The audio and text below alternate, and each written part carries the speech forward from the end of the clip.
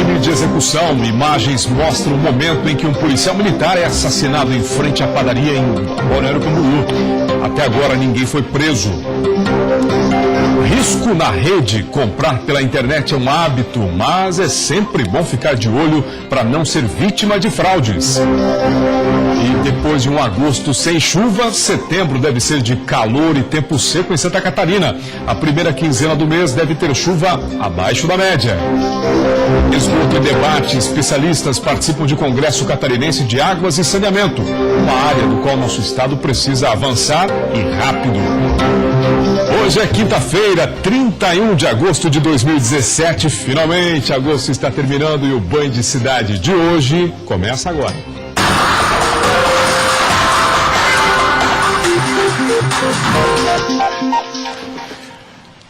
Olá, boa noite para você, obrigado pela sua audiência.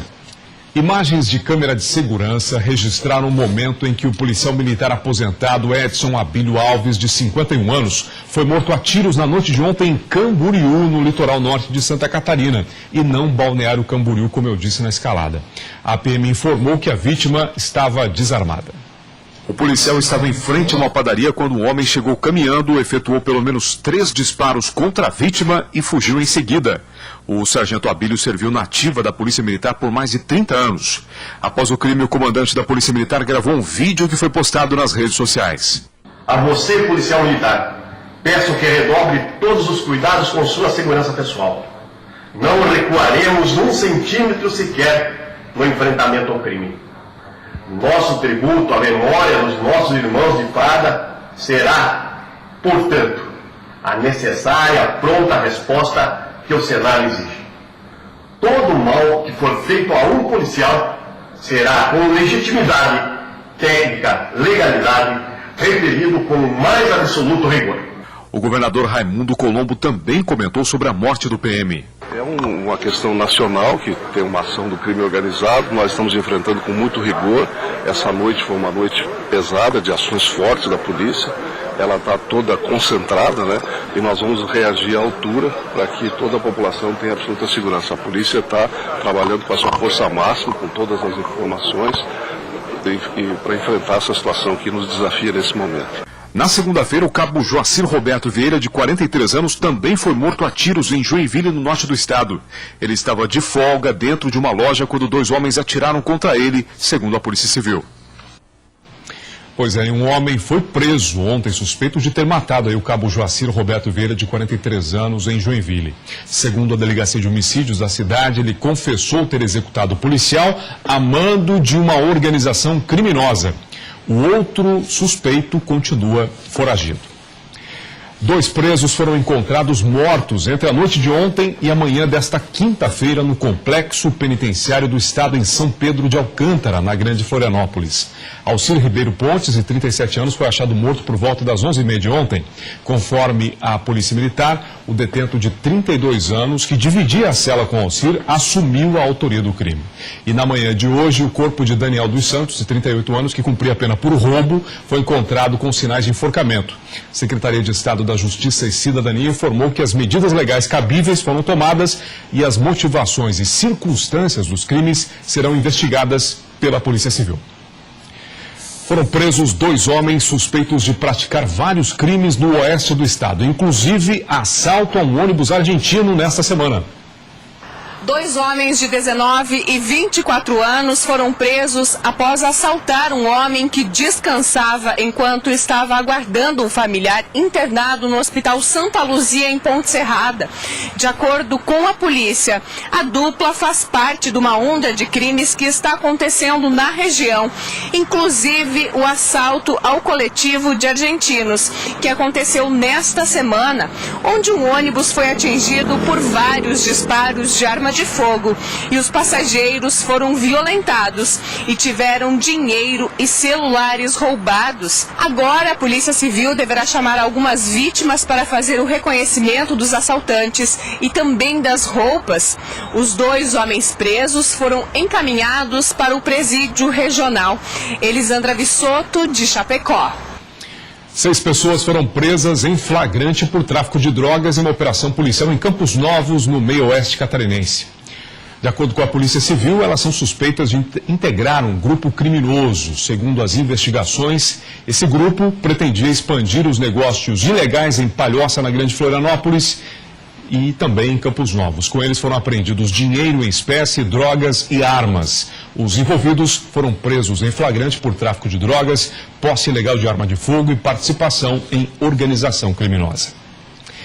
Especialistas brasileiros e estrangeiros nos estudos de tratamento de água e esgoto estão em Florianópolis. Eles participam do Congresso Catarinense de Águas e Saneamento, uma área que o nosso estado aí precisa avançar e muito.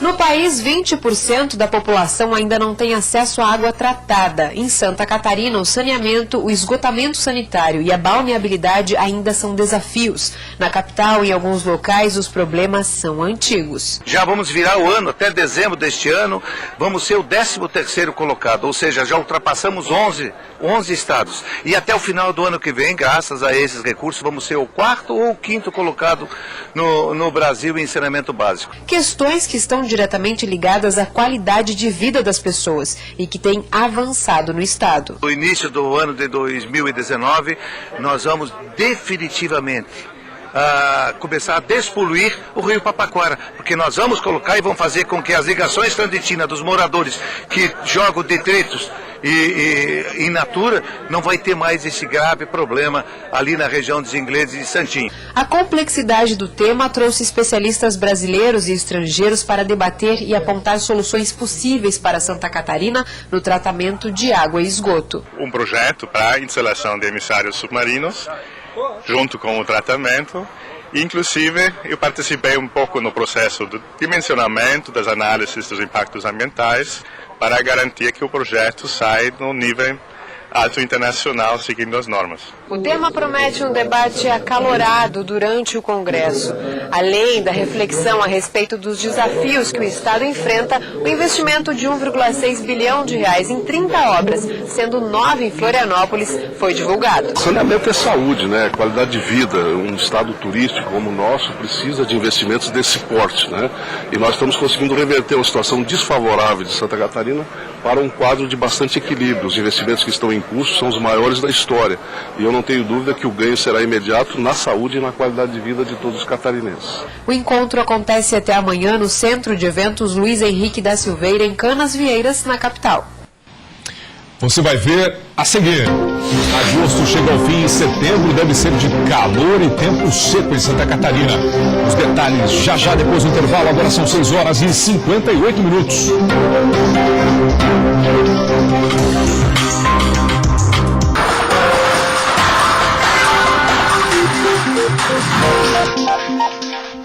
Agora 7h01, Band Cidade está de volta. E a ex-secretária de Saúde de Chapecó e mais 3 pessoas foram condenadas à prisão por desvio de recursos públicos. Detalhes com Elisandra Vissoto. A decisão foi da Justiça Federal após as investigações da Operação Manobra de Osler, que iniciou em 2015. A ex-secretária de Saúde aqui de Chapecó, Cleidenara Varisch, foi condenada a mais de 10 anos de prisão em regime fechado.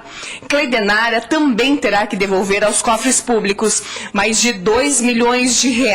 O marido da ex-secretária, Josemar Varisch, e o médico Carlos Machado também foram condenados a mais de 8 anos de prisão por associação criminosa.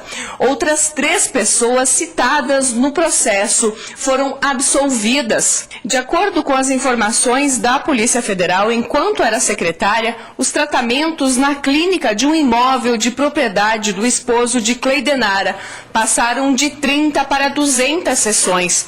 Outro ponto que chamou a atenção foi o aumento repassado para esse tipo de tratamento. Segundo a Polícia Federal, o valor passou de 30 mil para mais de 1,5 milhões em 3 anos. Elisandra Vissoto, de Chapecó. Obrigado, Elisandra, pelas informações. A defesa da ex-secretária de Saúde, Cleidenara Varisch, também de Josemar Varisch, e o médico Carlos Machado, disseram em nota que ainda não foram intimados e acreditam na inocência de seus clientes. Toda segunda e também quinta-feira tem futebol aqui no Band Cidade, com a participação do Lucas Miranda, direto da nossa redação. Mas o futebol catarinense, né, Lucas? Hoje está de folga, não é isso? Boa noite.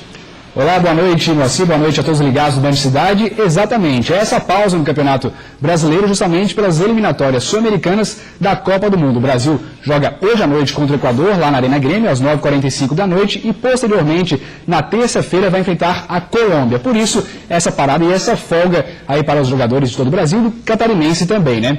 Agora a gente fala do Avaí, porque a folga por lá está sendo ainda um pouquinho maior. Ganharam 3 dias de folga os jogadores depois do treino nessa quinta-feira pela manhã. Essa folga aí talvez como uma recompensa, porque o time é o que vem mais pontuando aí no Campeonato Brasileiro, ou seja, é o líder do retorno. O que isso significa efetivamente é nada, né? Mas dá aquela confiança para os jogadores e inclusive para o atacante Joel. Foi ele quem fez o gol aí da última vitória do Avaí contra a Chapecoense, de cabeça, precisava fazer esse gol e falou desse peso que sai das costas. A gente vai ouvir agora o Joel.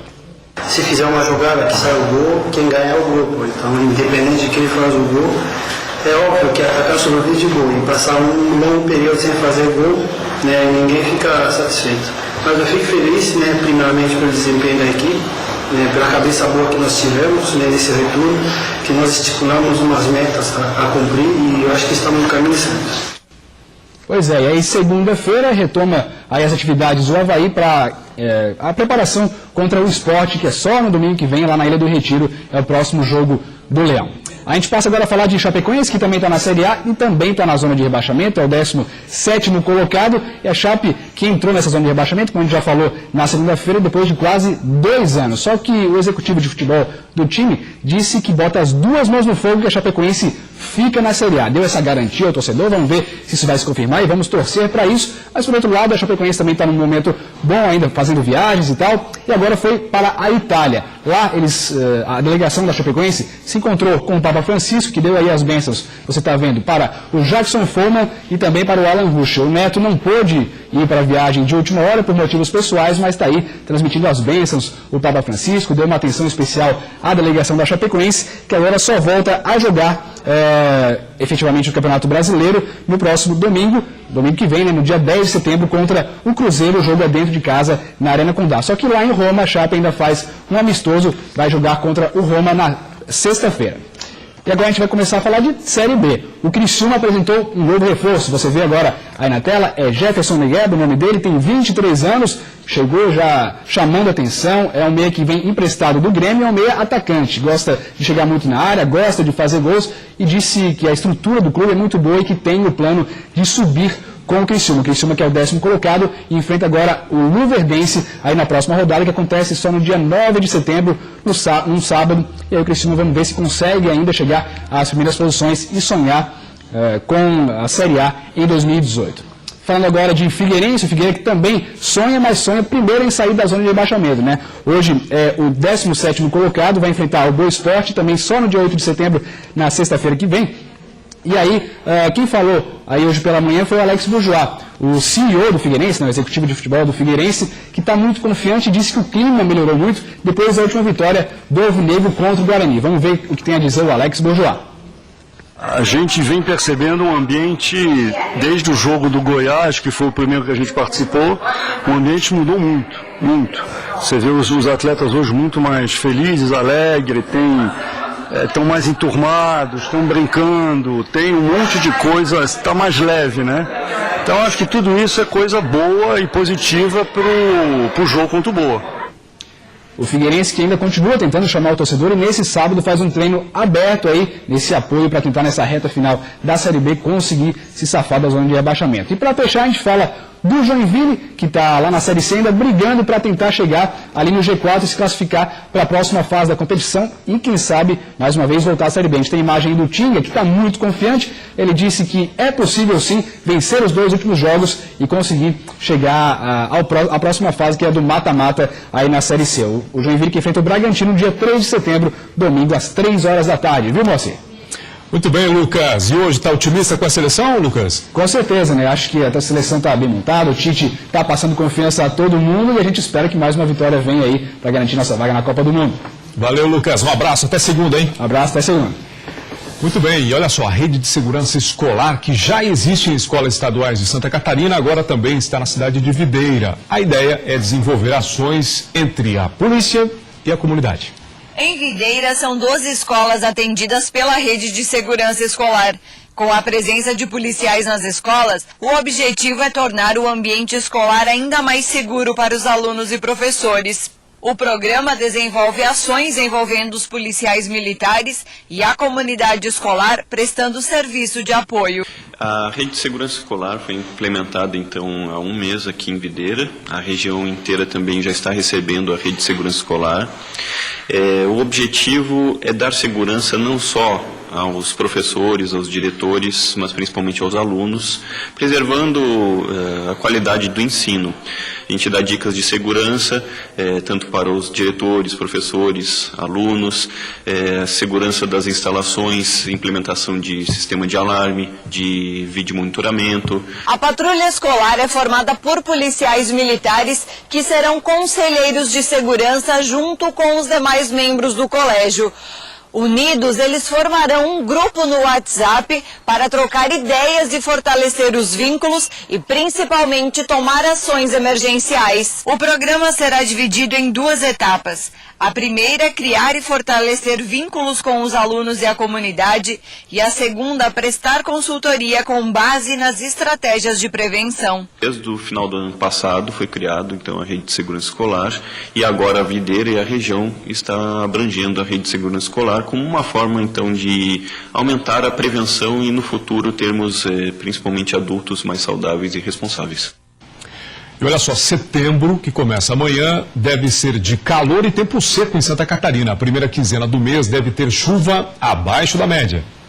Agosto foi um mês equilibrado em relação ao tempo. Choveu um pouco mais que o normal, mas dias seguidos de sol balancearam a média. Tivemos a passagem de 4 frentes frias durante esse mês, mais ou menos cada uma em uma semana, né? Assim, então nós tivemos também vários dias consecutivos com a presença do sol. Se a gente for ver assim em termos de valores de chuva, choveu mais na parte oeste e norte do estado de Santa Catarina, onde em alguns municípios até ficou um pouco acima do normal a chuva, mas nas demais regiões do estado ficou muito próximo à média. E setembro não deve ser muito diferente. As chuvas vão vir, mas a primeira quinzena deve ser marcada por estiagem, o que aumenta o alerta para possíveis queimadas.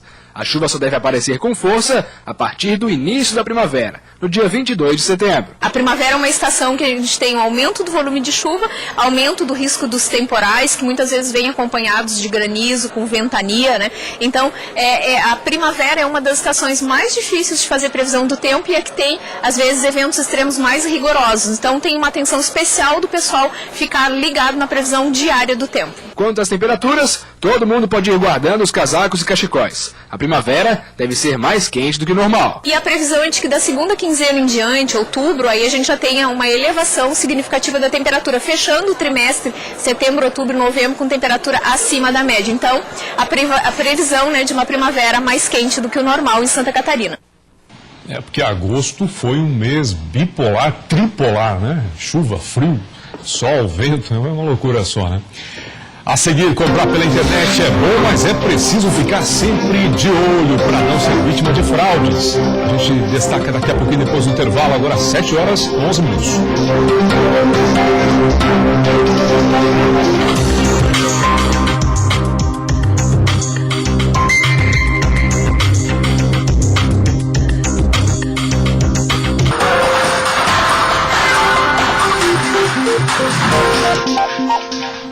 Estamos de volta com o Band Cidade. Daqui a pouco tem o Jornal da Band, as principais notícias do Brasil e do mundo e os comentários do Boechat. E atenção, medicamentos são retirados das farmácias. Agentes de saúde descobriram problemas com a fabricação dos remédios.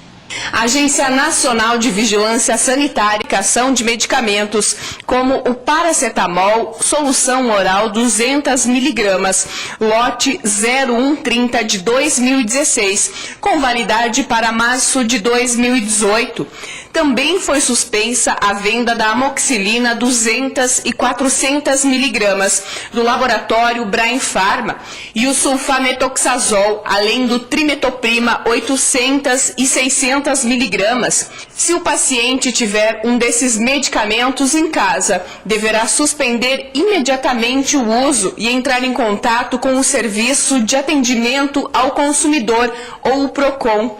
Já os laboratórios responsáveis pelos medicamentos disseram que suspenderam a comercialização.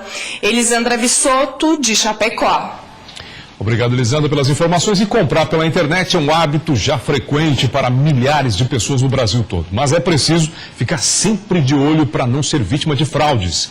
Uma pesquisa mostrou que de cada R$100 movimentados em vendas online, 3 são fruto de crime.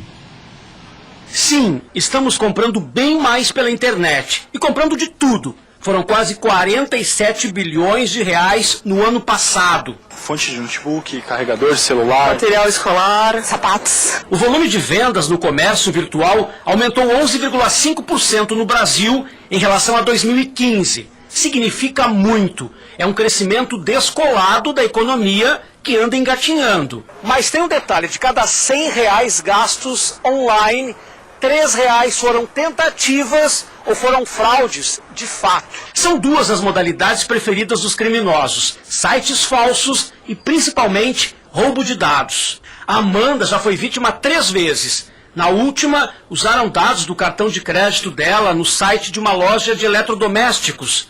Foram 8 parcelas de R$71.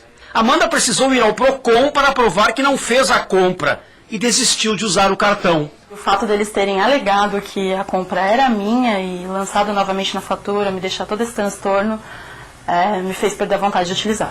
4 compras inexplicáveis foram parar na conta do cartão de crédito do Guilherme. Valor total de R$2.480. Onde é que eles compraram? Uma compra foi em São Paulo e outra no Rio de Janeiro. Pela internet? Pela internet. Guilherme solicitou o bloqueio do cartão e aguarda análise do caso. Uma pesquisa constatou que os produtos mais visados são games, celulares, câmeras, eletrônicos e aparelhos de informática. Todo cuidado é pouco para evitar fraudes. Cheque se o site é confiável. Nunca empreste o cartão de crédito. Nunca responda SMS ou e-mail que pedem seus dados pessoais. Nem os bancos, nem as lojas fazem esse tipo de solicitação dessa forma. Essas mensagens são pegadinhas e direcionam o cliente para sites fraudulentos. Para se proteger, os varejistas e os consumidores já usam esse aplicativo, que pode ser baixado gratuitamente. Se alguém comprar no seu CPF, o aplicativo informa na hora a transação que está sendo feita. E você pode interromper a fraude com um toque na tela. E aí todo um fluxo é disparado para que aquela venda não se realize, para que o fraudador não receba e para que ela não tenha aquele débito faturado no seu cartão de crédito. Band Cidade termina aqui. Fique agora com o Jornal da Band. Boa noite. Até amanhã.